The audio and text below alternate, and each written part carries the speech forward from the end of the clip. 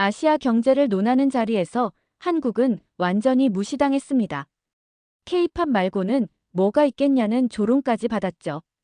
하지만 30분 후 모든 것이 뒤바뀌었습니다.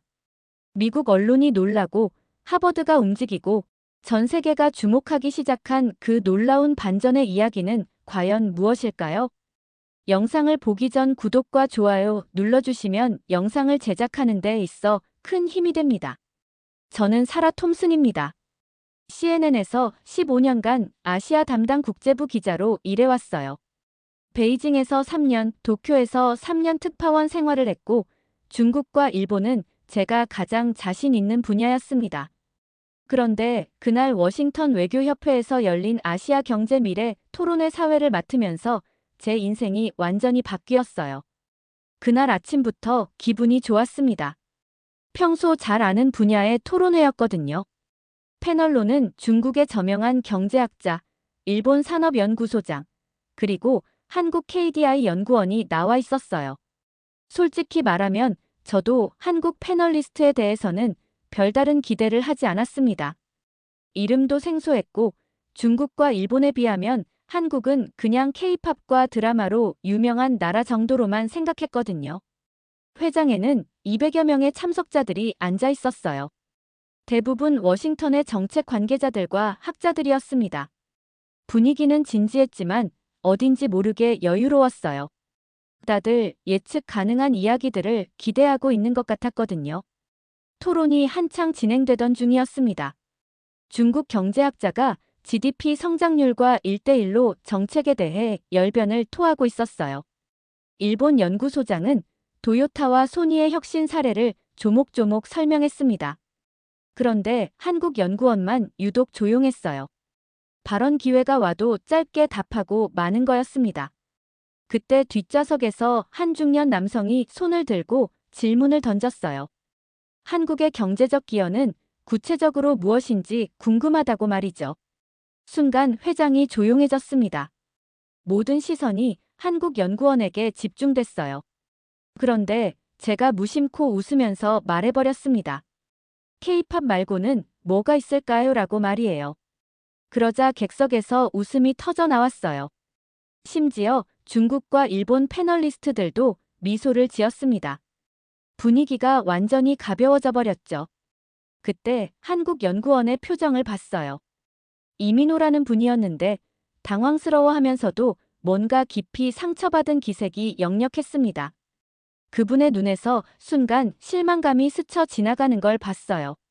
저 역시 그 순간 뭔가 잘못됐다는 느낌이 들었습니다. 15년간 기자 생활을 하면서 이런 식으로 특정 국가를 가볍게 넘긴 적은 없었거든요. 그런데 왜 한국에 대해서는 그렇게 말했을까요? 마치 당연한 것처럼 말이에요. 한국연구원 이민호 씨는 결국 제대로 된 답변을 하지 못했습니다. 분위기가 이미 그렇게 흘러갔으니까요. 그냥 한국도 나름의 역할을 하고 있다고 짧게 답하고 말았어요. 객석에서는 여전히 웃음기가 가시지 않았습니다. 토론이 끝난 후 그분이 조용히 자리에서 일어나 회장을 떠나는 뒷모습을 보면서 저는 묘한 죄책감을 느꼈어요. 어깨가 축 처진 모습이 왠지 안쓰러워 보였거든요. 기자로서 팩트를 확인하지도 않고 편견으로 판단한 제 자신이 부끄러워졌습니다. 그날 밤 호텔방에서 저는 계속 그 장면을 떠올렸어요. 거울 앞에 서서 제 자신에게 물어봤습니다. 나도 모르게 왜 그런 말을 했을까? 정말 한국에 대해서는 K-팝과 드라마 외에는 아는 게 없는 걸까? 사실 그날 토론회에서 중국 경제학자의 발표는 정말 압도적이었습니다. 리웨이 교수라는 분이었는데 준비해온 자료만 해도 엄청났어요. 대형 스크린에 화려한 그래프들이 쏟아져 나왔습니다. GDP 세계 2위부터 시작해서 고속철도, 5G 기술, 전기차 생산량까지 온갖 숫자들을 쏟아냈어요. 심지어 달 뒷면 착륙선까지 언급하면서 중국의 우주기술력을 자랑했습니다. 1대1로 정책으로 전 세계를 연결하고 있다고 목소리를 높였죠. 리웨이 교수는 발표 도중 이렇게 말했어요. 중국의 4대 발명품인 종이, 화약, 나침반, 인쇄술이 인류 문명을 바꿨다고 말이죠. 그리고 지금도 마찬가지라고 강조했습니다. 고속철도 기술로 유럽까지 연결하고 5G로 전 세계 통신망을 장악하고 있다고 자신만만하게 발표했어요. 특히 경제 규모 이야기가 나올 때는 정말 놀라웠습니다. 중국의 GDP가 일본의 3배가 넘는다고 하더라고요. 제조업 생산량은 미국을 넘어섰고 전기차 시장에서는 완전히 독주하고 있다고 했어요. 테슬라보다 중국 전기차 회사들이 더 많이 팔고 있다는 통계까지 보여줬습니다. 객석에서는 감탄사가 터져 나왔어요. 정말 대단하다는 박수 소리가 회장을 가득 메웠습니다. 저 역시 취재 노트에 중국이 아시아를 지배한다고 적고 있었어요. 15년간 중국을 취재하면서 봐온 성장이 실제로 이 정도였으니까요. 리웨이 교수는 슬라이드를 넘기면서 더 놀라운 통계들을 쏟아냈어요. 세계 최장 고속철도 네트워크, 세계 최대 온라인 결제 시스템, 세계에서 가장 빠른 슈퍼컴퓨터까지 말이죠. 심지어 인공지능 특허 출원 건수도 미국을 넘어섰다고 자랑했습니다. 그분은 목소리를 더 높이면서 이렇게 말했어요. 중국은 이제 세계의 공장을 넘어서 세계의 두뇌가 되고 있다고 말이죠. 실리콘밸리의 많은 기업들이 중국 시장 없이는 살아갈 수 없다고 강조했습니다. 리웨이 교수는 마지막에 이렇게 선언했습니다. 아시아 경제의 과거와 현재, 그리고 미래는 모두 중국이 중심이라고 말이에요. 회장에서는 우레와 같은 박수가 터졌어요. 저도 모르게 고개를 끄덕이고 있었습니다. 그런데 문득 한쪽 구석에 앉아있던 이민우 씨가 보였어요. 다른 사람들이 박수를 치는 동안 그분만 조용히 앉아있더라고요. 표정이 복잡해 보였습니다. 뭔가 할 말이 있어 보였지만 끝내 입을 열지 않았어요. 그때는 그냥 중국의 위세에 눌린 것 같다고 생각했죠. 중국 발표가 끝나자 일본 산업연구소의 나카무라 소장이 나섰습니다. 이분의 발표 스타일은 중국과는 완전히 달랐어요. 화려한 숫자 대신 정교하고 세련된 이미지들로 가득했습니다. 사무라이 정신에서 시작된 완벽주의가 어떻게 현대 일본 산업의 뿌리가 됐는지 설명했어요. 도요타의 적시 생산 시스템, 카이젠 철학, 그리고 소니의 워크맨부터 플레이스테이션까지 혁신의 역사를 차근차근 풀어냈습니다. 저는 도쿄 특파원 시절이 떠올랐어요. 정말 모든 것이 체계적이고 정밀했거든요. 지하철은 1분도 늦지 않았고 공장에서는 먼지 하나 찾아볼 수 없었습니다. 메이드 인 재팬이라는 브랜드가 왜 전 세계에서 신뢰받는지 몸소 체험했었죠. 나카무라 소장은 일본 기업들의 장인 정신에 대해 열정적으로 설명했어요. 도요타 직원들이 몇 초라도 시간을 아끼기 위해 작업 동선을 수십 번 연구한다고 말했습니다. 혼다 엔지니어들은 엔진 소음을 줄이기 위해 수천 번의 테스트를 반복한다고 했어요. 특히 노벨상 이야기가 나올 때는 객석에서 탄성이 나왔습니다. 일본이 21세기 들어서만 노벨상을 19개나 받았다고 하더라고요. 기초과학 연구에 대한 꾸준한 투자와 장기적 안목이 만들어낸 결과라고 자랑했습니다. 나카무라 소장은 슬라이드를 넘기면서 일본 문화의 영향력도 강조했어요. 애니메이션, 만화, 게임 산업에서 일본이 세계를 선도하고 있다고 말했습니다. 미야자키 하야오부터 슈퍼마리오까지 일본 문화가 전 세계 사람들의 마음을 사로잡고 있다고 했어요. 그분은 근대화 이야기도 빼놓지 않았습니다. 아시아에서 가장 먼저 서구 문물을 받아들이고 현대화를 이룬 나라라고 강조했어요. 메이지 유신부터 시작된 개혁과 혁신의 DNA가 지금도 이어지고 있다고 자부했습니다. 메이드 인 재팬의 품질 신화도 빼놓을 수 없었죠. 렉서스 자동차, 소니 전자제품, 유니클로 의류까지. 일본 제품들이 어떻게 전 세계에서 프리미엄 브랜드로 인정받는지 설명했어요. 나카무라 소장은 마지막에 이렇게 말했습니다. 일본은 단순한 경제대국이 아니라 정신적 가치와 문화적 깊이를 가진 나라라고 말이에요. 객석에서는 고개를 끄덕이는 사람들이 많았어요. 그런데 이상했어요. 중국과 일본 모두 한국에 대해서는 단 한마디도 언급하지 않더라고요. 마치 아시아에는 중국과 일본만 존재하는 것처럼 말이죠. 저 역시 그게 당연하다고 생각하고 있었습니다. 토론회가 끝나고 질의응답 시간이 시작됐어요. 몇 가지 뻔한 질문들이 오고 갔습니다.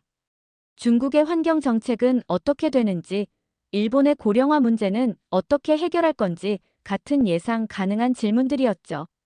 그런데 한 대학생이 손을 들고 질문을 던졌어요. BTS나 K-팝 말고 한국의 진짜 역사적 기여가 뭔지 궁금하다고 말이죠. 순간 회장이 조용해졌다가 여기저기서 키득거리는 소리가 들렸어요. 어떤 사람은 대놓고 웃기도 했습니다. 뒷자리에서 누군가 친구에게 속삭이는 소리가 들렸어요.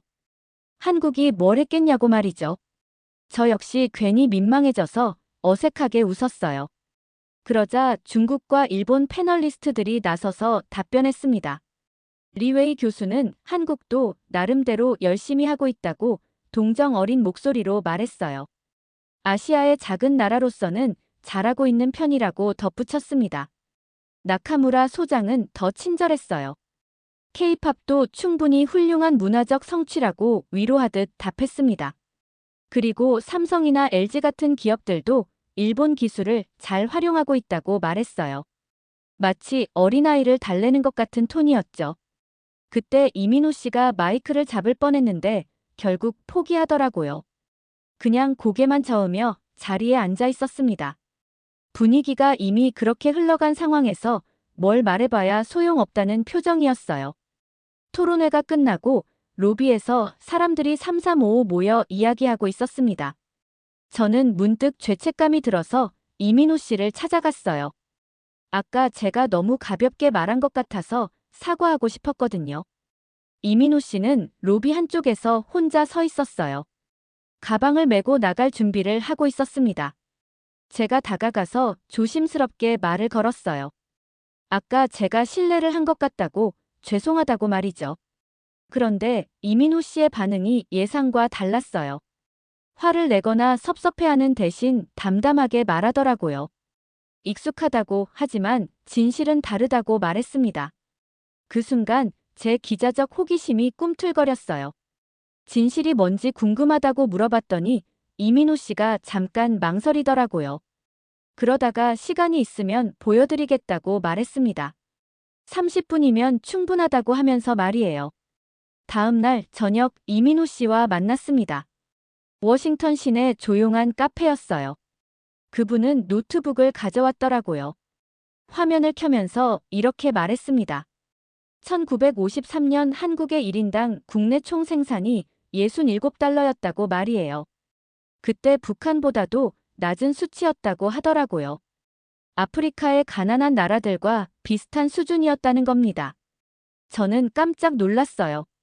그런데 2023년에는 33,000달러가 됐다고 했습니다. 500배가 넘는 성장이었죠. 이민호 씨는 포스코 이야기를 시작했어요. 1960년대 말 한국이 제철소를 짓겠다고 했을 때 일본 사람들이 뭐라고 했는지 아시냐고 물었습니다. 한국의 제철소는 100년 이르다고 비웃었다더라고요. 그런데 박태준이라는 사람이 일본 신일본제철의 이나미야 회장을 찾아갔다고 했어요. 기술 제휴를 요청했는데 처음에는 당연히 거절당했죠. 하지만 박태준은 포기하지 않았습니다. 몇 번이고 찾아가서 결국 기술 제휴를 성사시켰어요. 이민호 씨가 보여준 자료에는 당시 일본 기술자들의 증언도 있었습니다. 한국 사람들의 배우려는 의지가 정말 대단했다고 하더라고요. 밤낮 없이 질문하고 메모했다고 말이에요. 심지어 일본 기술자들보다 더 열심히 공부했다고 했습니다. 포스코 건설 현장의 일화도 인상적이었어요. 한국 근로자들이 영하 20도의 추위에서도 작업을 멈추지 않았다고 하더라고요. 일본 기술자들이 놀라서 본국에 보고했을 정도였다고 합니다. 1973년 포항제철소가 완공됐을 때 일본 언론들이 깜짝 놀랐다고 해요. 예상보다 훨씬 빨리, 그것도 높은 품질로 만들어졌거든요. 이제 한국도 철강 자급이 가능해진 거였죠. 현대건설의 중동 진출 이야기도 흥미로웠어요. 1970년대 정주영 회장이 사우디아라비아 주베일 항만 공사를 따낸 이야기였습니다. 당시 한국은 해외 건설 경험이 거의 없었어요. 그런데 정주영은 대담한 결정을 내렸습니다. 현지에 한국 마을을 통째로 옮겨놓겠다고 한 거예요. 한국 음식, 한국 목욕탕, 한국 이발소까지 모든 걸 만들어서 직원들이 고향에 있는 것처럼 일할 수 있게 했습니다. 결과는 대성공이었어요. 공사 기간도 단축하고 품질도 뛰어났습니다. 사우디 정부가 깜짝 놀라서 추가 공사까지 맡겼다고 하더라고요. 그때부터 한국 건설업체들이 중동 진출에 물꼬를 텄던 거죠. 이민우 씨는 마지막에 이렇게 말했어요. 이런 게 바로 한국의 진짜 모습이라고 말이에요. K-팝이나 드라마가 아니라 정말 불가능해 보이는 걸 해내는 저력이 한국의 본 모습이라고 했습니다. 저는 점점 더 궁금해졌어요. 이민우 씨는 계속해서 놀라운 이야기들을 들려줬어요. 1983년 삼성이 64kg D램을 개발했을 때 이야기였습니다. 당시 반도체는 완전히 일본과 미국이 독점하고 있던 분야였어요. 삼성은 일본 제품을 사다가 분해해서 연구하기 시작했다고 하더라고요. 이른바 역설계라는 방법이었습니다. 밤낮 없이 연구해서 결국 자체 기술을 개발해냈어요. 일본 업체들이 경악했다고 합니다. 그런데 정말 놀라운 건 그 다음이었어요. 1997년 외환위기가 터졌을 때 다른 나라들은 투자를 줄였는데 한국은 오히려 반도체에 더 많이 투자했다는 겁니다. 모든 사람들이 미쳤다고 말했다고 해요. 하지만 결과는 어땠을까요? 외환위기가 끝나고 나서 한국이 메모리 반도체 세계 1위가 됐던 거예요. 삼성과 SK가 전 세계 메모리 시장의 70%를 차지하게 됐습니다. 위기를 기회로 바꾼 거죠. 조선업 이야기는 더 극적이었어요. 1970년대 현대중공업이 울산에 조선소를 지을 때 말입니다. 당시 현대그룹에는 조선소가 없었어요. 배를 만들어 본 경험도 없었죠. 그런데 정주영 회장이 그리스 선주에게 가서 배를 주문받았다는 겁니다. 조선소도 없는 상태에서 말이에요. 그리스 선주가 어이없어 했지만 정주영은 500원짜리 지폐를 꺼내 보였다고 해요. 500원 지폐에 그려진 거북선을 가리키면서 이렇게 말했다고 합니다. 우리 조상들이 400년 전에 이런 배를 만들었는데 지금 못 만들 리 없다고 말이에요. 그 자신감에 그리스 선주가 주문서에 사인했다고 하더라고요. 정주영은 그 주문서를 들고 은행에 가서 돈을 빌렸습니다. 그리고 울산 바닷가 모래밭에 조선소를 짓기 시작했어요. 정말 무모해 보이는 도전이었죠. 하지만 한국 사람들은 해냈습니다. 24시간 교대로 일하면서 배를 만드는 기술을 익혔어요. 일본과 유럽에서 기술자들을 데려와서 밤낮 없이 배웠습니다. 그리고 약속한 날짜에 배를 완성해서 인도했어요. 현재 한국은 세계 조선업계에서 1위를 차지하고 있습니다. 특히 액화천 연가스선 같은 고부가가치 선박에서는 독보적인 기술력을 자랑해요. 전 세계 액화천 연가스선의 90% 이상을 한국에서 만들고 있다고 하더라고요. 자동차 산업도 마찬가지였어요. 현대자동차가 1986년 미국에 엑셀이라는 차를 들고 갔을 때 말입니다. 처음에는 저렴한 가격 때문에 잘 팔렸지만 품질 문제로 욕을 엄청 먹었다고 해요. 하지만 현대자동차는 포기하지 않았습니다. 품질을 개선하고 또 개선했어요. 그리고 지금은 어떤가요? 제네시스 브랜드로 벤츠나 BMW와 당당히 경쟁하고 있습니다. 이민우 씨의 이야기는 여기서 끝나지 않았어요. 이제는 문화와 민주주의 이야기로 넘어갔습니다. BTS가 빌보드 1위를 차지한 건 단순한 우연이 아니라고 하더라고요. 한국의 K-팝 산업 시스템 자체가 혁신적이라는 겁니다. 전 세계 팬들과 실시간으로 소통하고 소셜미디어를 활용한 마케팅 전략이 완전히 새로운 차원이라고 했어요. 아이돌 연습생 시스템도 체계적이고 과학적이라고 하더라고요. 기생충이 오스카에서 사관왕을 차지한 것도 마찬가지라고 했습니다. 아시아 영화 최초로 작품상을 받은 거잖아요. 이건 단순히 영화 한 편의 성공이 아니라 한국 문화 전체의 수준을 보여주는 사건이라고 강조했어요. 그런데 더 놀라운 건 민주주의 이야기였습니다. 1987년 6월 항쟁으로 군사 독재를 끝낸 것부터 시작해서 2016년 촛불 시위까지 말이에요. 대통령을 평화적으로 탄핵시킨 나라가 전 세계에 몇 개나 있겠냐고 물었습니다. 이민우 씨는 이렇게 말했어요. 한국은 경제 성장과 민주주의를 동시에 이룬 거의 유일한 나라라고 말이에요. 보통은 경제가 발전하면 독재가 계속되거나 민주주의를 하면 경제가 망하는 경우가 많다고 했습니다. 한글 이야기도 흥미로웠어요. 세종대왕이 만든 한글이 얼마나 과학적인 문자인지 설명해줬습니다. 그래서 한국의 문해율이 99%가 넘는다고 하더라고요. 이런 높은 교육 수준이 한국 발전의 원동력이 됐다는 겁니다. 코로나19 때 K방역도 빼놓을 수 없었죠. 전 세계가 한국의 방역 시스템을 배우려고 했다고 해요. 드라이브 스루 검사, 디지털 접촉자 추적, 투명한 정보 공개까지 모든 게 체계적이었다고 했습니다. 디지털 정부 시스템도 세계 최고 수준이라고 하더라고요. 행정 업무 대부분을 온라인으로 처리할 수 있고 전자정부 순위에서 계속 1위를 차지하고 있다고 했어요. 이민우 씨는 한국 사람들의 집단 협동 정신에 대해서도 이야기했습니다. 1970년대 새마을 운동, 1998년 금 모으기 운동, 그리고 코로나19 때 마스크 착용까지 말이에요. 개인보다는 공동체를 생각하는 문화가 있다고 했습니다. 하지만 그렇다고 해서 개성이 없는 건 아니라고 강조했어요. 오히려 K-팝, K-드라마, K-뷰티 같은 분야에서 개인의 창의성이 폭발하고 있다고 말했습니다. 이민우 씨는 마지막에 이렇게 말했어요. 이제 전 세계 젊은이들이 한국어를 배우고 있다고 말이에요. 한국 대학교에 유학 오려는 외국 학생들도 급증하고 있다고 했습니다. K-라이프 스타일이 새로운 트렌드가 되고 있다는 거죠. 30분이 훌쩍 지나갔는데도 저는 이민우 씨의 이야기에 완전히 빠져 있었어요. 정말 충격적이었습니다. 15년간 아시아를 취재하면서 이런 걸 몰랐다니 말이에요. 제 자신이 너무 부끄러웠습니다. 저는 그 자리에서 이민우 씨에게 부탁했어요. CNN에서 한국 특집을 만들고 싶다고 인터뷰를 해달라고 말이에요. 이민우 씨는 처음에는 망설였지만 결국 응해줬습니다.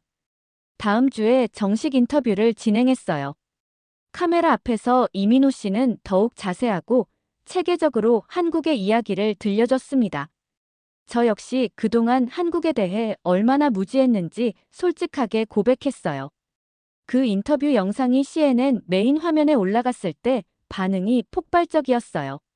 조용한 혁명이라는 제목으로 한국이 어떻게 모든 걸 바꿔놓았는지 다룬 기사였습니다. 댓글들을 보니까 저와 비슷한 생각을 가진 사람들이 정말 많더라고요. 한국에 대해서는 K-팝 정도로만 알고 있었는데 이런 놀라운 이야기들이 있었다는 거예요. 특히 미국 독자들의 반응이 뜨거웠습니다. 워싱턴 포스트와 뉴욕 타임스에서도 후속 기사를 썼어요. 한국의 경제 기적과 민주주의에 대한 심층 분석 기사들이었습니다. 갑자기 한국이 미국 언론에 주목받는 나라가 된 거죠. 하버드 대학교에서는 한국학 연구소 신설을 발표했어요. 스탠퍼드, 예일, 컬럼비아 같은 명문 대학들도 한국학 프로그램을 확대하기 시작했습니다. 학생들의 관심이 폭증했거든요. 더 놀라운 건 정책적 변화였어요. 미국 의회에서 한국 연구 예산을 대폭 늘리기로 했다는 소식이 들렸습니다. 실리콘밸리 기업들도 한국의 혁신 모델을 벤치마킹하기 시작했다고 하더라고요. 국제기구들의 변화도 인상적이었어요. 세계은행과 국제통화기금에서 한국 모델에 대한 연구 프로젝트를 시작했다는 겁니다. 개발도상국들에게 한국식 발전 모델을 제시하겠다는 거였어요. 저 개인적으로는 정말 큰 변화가 있었습니다. 15년 기자 생활에서 가장 큰 깨달음을 얻었거든요.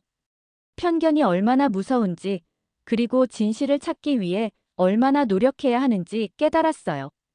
그 후로 저는 한국어 공부를 시작했습니다. 한국 문화에 대해서도 더 깊이 알아보기 시작했어요. 서울의 특파원으로 가고 싶다고 회사에 요청하기도 했습니다. 이민호 씨와는 지금도 연락하고 지내요. 그분 덕분에 제 인생이 바뀌었거든요. 처음으로 진짜 저널리즘이 뭔지 알게 됐다고 생각해요. 지금 생각해보면 그날 워싱턴 외교협회에서의 실수가 오히려 축복이었던 것 같아요. 그 일이 없었다면 저는 평생 한국에 대해 편견을 가지고 살았을지도 모르거든요. 조용했지만 확실한 변화, 한국이 정말로 세계를 뒤바꾸고 있었습니다. 이번 사연은 여기까지입니다. 오늘 사연은 어떠셨나요? 오늘의 사연이 마음에 드셨다면 좋아요 한번 부탁드립니다. 여러분의 좋아요와 구독은 영상을 만드는데 큰 힘이 됩니다. 긴 영상 시청해주셔서 감사합니다. 오늘도 행복이 넘치는 하루 되세요.